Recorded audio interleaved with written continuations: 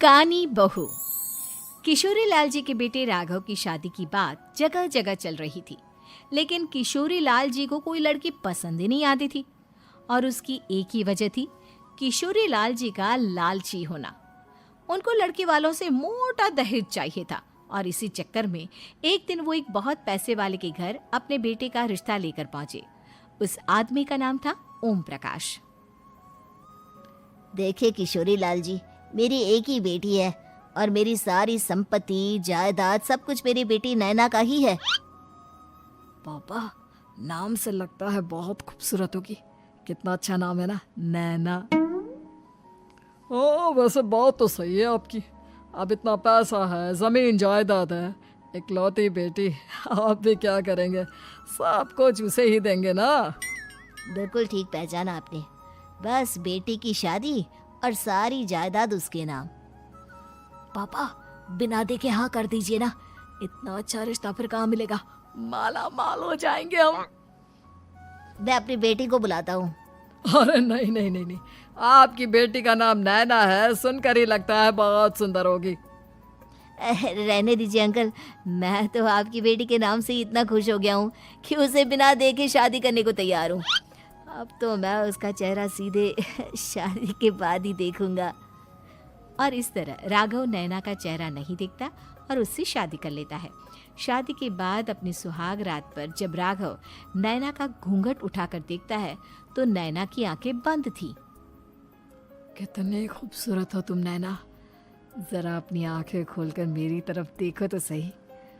नहीं, मुझे शर्म आती है।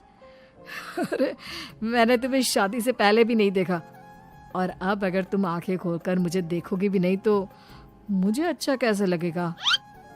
इससे पहले कि नैना अपनी आंखें खोलकर राघव की तरफ देखती, अचानक से लाइट चली गई और राघव नैना को पूरी तरह से देख भी नहीं पाया। अगली सुबह नैना राघव के लिए नाश्ता बनाकर लेकर आई। अरे ये क्या, आधा पराठा सीका हुआ है और आधा बिल्कुल कच्चा। ये तुमने क्या किया नैना? बहू, तुमने क्या आधा पराठा तवे से नीचे लटका कर रखा था, जो आधा सिका है और आधा कच्चा? मुझे जितना दिखेगा उतना ही तो सीखूंगी ना पापा जी।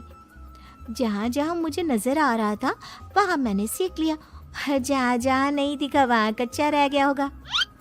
इसका क्या मतलब है?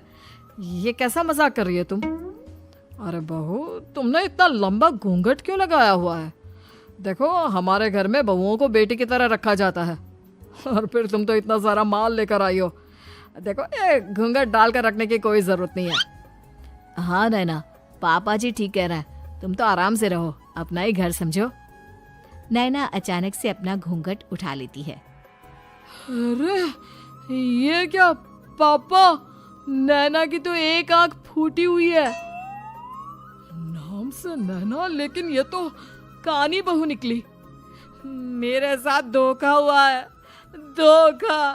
बिना दिखाए अपनी कानी लड़की मेरे संग ब्याह दी। मुझे कानी बीवी नहीं चाहिए। मुझे अभी ओम प्रकाश जी से बात करनी पड़ेगी। आखिर उन्होंने मेरे साथ ऐसा किया क्यों? अरे, आप लोगों ने ही तो पापा से कहा था कि आप लोग शादी से पहले मुझे देखना नहीं चाहते। अब मेरे पापा पर क्यों इल्जाम लगा रहे हैं? अरे लेकिन उन्हें बताना तो चाहिए था ना कि तुम कानी हो, एक आंख से तुम्हें दिखाई नहीं देता। किशोरी लाल और राघव नाराज होकर ओम प्रकाश को अपने घर बुलाते हैं। पापा जी, ये आपने क्या किया? शादी से पहले बताया क्यों नहीं कि नैना की आंखों में परेशानी है? अरे, आप ही ने तो लड़की देखने से मना कर दिया था। अरे लेकिन आप बता तो सकते थे। आपको तो हमारी बेटी की प्रॉपर्टी चाहिए थी, वो भी पूरी की पूरी। अब क्या हुआ अगर उसे आधा दिखाई देता है? प्रॉपर्टी तो आपको पूरी मिल गई ना। अरे ये क्या बात हुई? मेरी शादी प्रॉपर्टी से नहीं, आपकी बेटी से हुई है। अब ये तो पहले सोचना चाहिए था, तब तो मेरी प्रॉपर्टी देखकर तुम्हारी जुबान लप लपा रही थी। लेकिन मैं कानी लड़की को अपनी बीवी बनाकर नहीं रख सकता। पापा, कुछ करिए ना आप। हाँ, करता हूँ। देखिए ओम प्रकाश जी, आप हमारे साथ ऐसा नहीं कर सकते।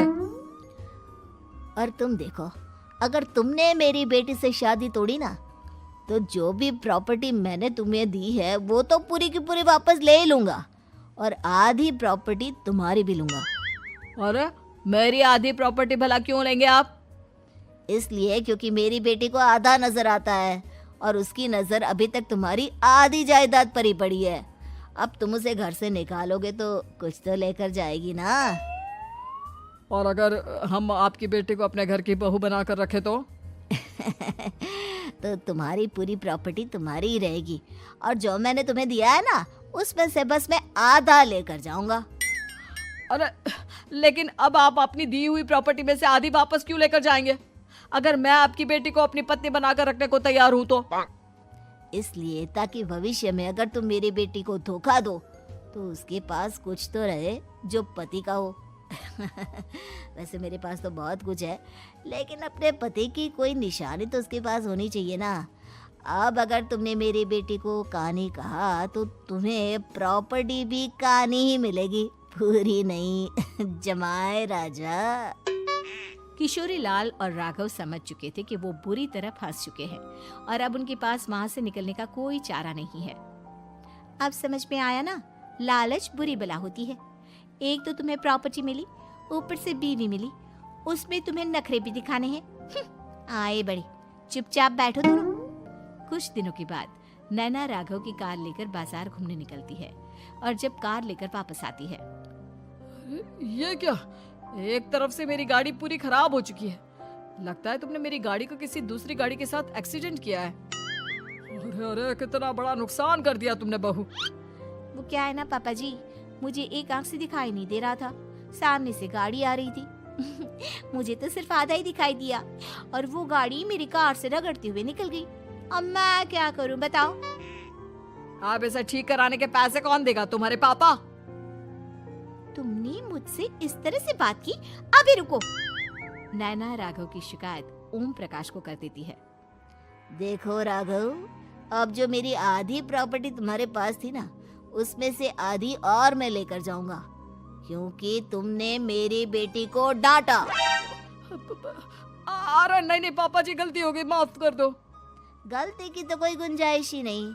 अगली बार मेरी बेटी को डांटा तो बची हुई आधी में से आधी और ले जाऊंगा। लालच के चक्कर में हम दोनों ने बहुत बड़ी गलती कर दी बेटा। एक तो तुम्हें कानी बहू मिली और ऊपर से जो माल मिला वो भी काना। इस तरह राघव की हर एक गलती पर ओम प्रकाश उसकी प्रॉपर्टी का आधा आधा हिस्सा लेकर अपना सारा माल वापस ले गया और राघव को कानी बीवी से काम चलाना पड़ा। भाई लालच वाकई में बुरी बला है।